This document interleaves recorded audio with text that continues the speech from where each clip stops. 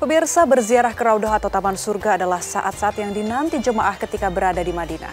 Dan untuk lebih jelasnya kita akan tanyakan langsung kepada rekan kami Andromeda Merkuri yang akan mengabarkan kondisi terkini di Madinah, Arab Saudi. Assalamualaikum warahmatullahi wabarakatuh. Andro, silakan Anda bisa berbagi cerita Anda, pengalaman Anda berziarah di Raudhah. Waalaikumsalam warahmatullahi wabarakatuh. Andi Ebony, terima kasih banyak yang ada di Indonesia. Pemirsa, untuk kesempatan ke Raudhah, insya Allah untuk jemaah calon haji dari Biro Perjalanan Travel Maktur akan dijadwalkan pukul 15 waktu Arab Saudi. Tapi untuk jemaah perempuan sudah lebih dulu pada pukul 8 pagi tadi. Kalau kita lihat bersama pada pukul 8 pagi tadi, rombongan jemaah ini mendapat kesempatan yang luar biasa. Mereka bukan menggunakan aplikasi, ini yang menarik. Mereka bukan menggunakan aplikasi, tapi mereka menggunakan tasreh atau yang bisa dibilang adalah surat izin.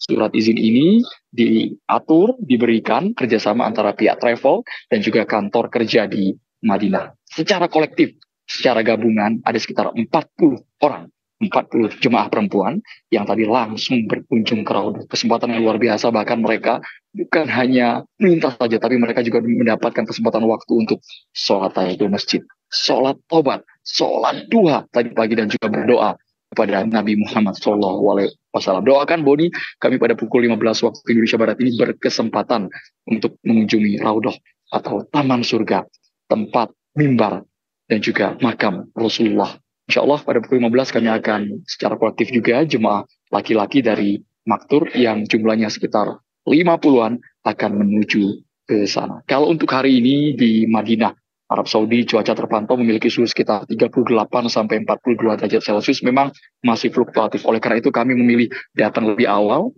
ke dalam area Masjid Nabawi agar mendapatkan saf. Karena bayangkan, kalau kita datang 15 atau 30 menit, mepet dengan kumandang azan.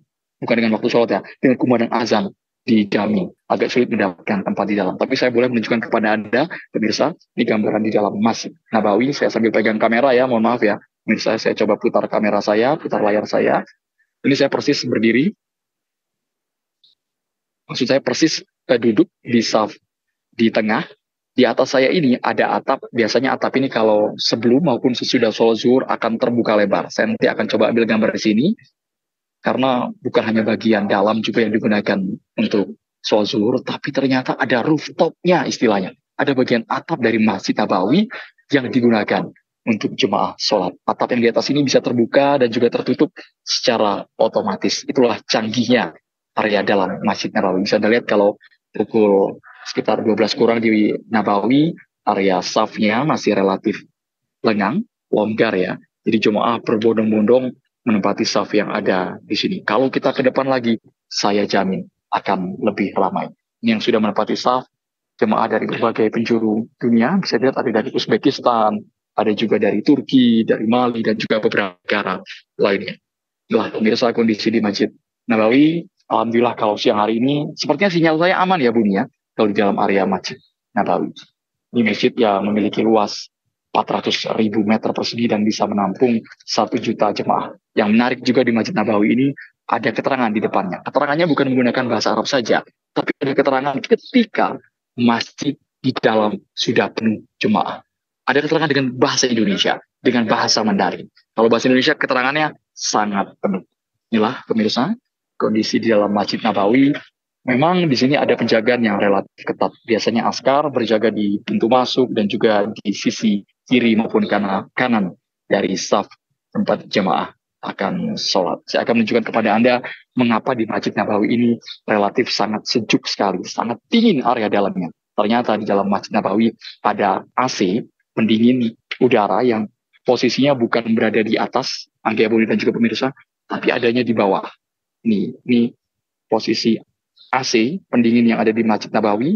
Bisa Anda lihat pemirsa posisinya. Ini saking kencangnya angin sampai tali di Al-Qur'annya juga melayang ya teman-teman ya. Ini kondisi di Masjid Nabawi.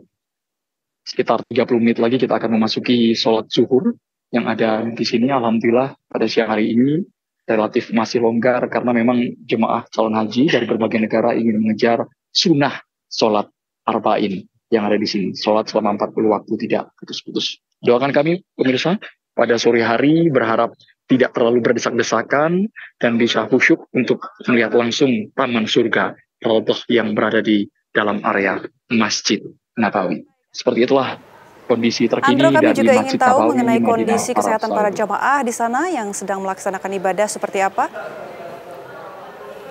Anggia, Ibu ini berbicara soal kondisi kesehatan para jemaah yang ada di sini. Memang dari dokter melakukan pemeriksaan secara rutin. Ada dokter dari Biro Perjalanan Travel Maktur yang selalu standby. Tapi memang untuk panasnya jemaah dianjurkan menggunakan payung atau penutup kepala ketika keluar dari hotel, berjalan kaki menuju ke Masjid Nabawi. Baik. Karena ada istilahnya bisa dikatakan gambaran ketika kita tidak menggunakan penutup kepala, bisa ada gejala mual-mual, pusing Baik. kepala.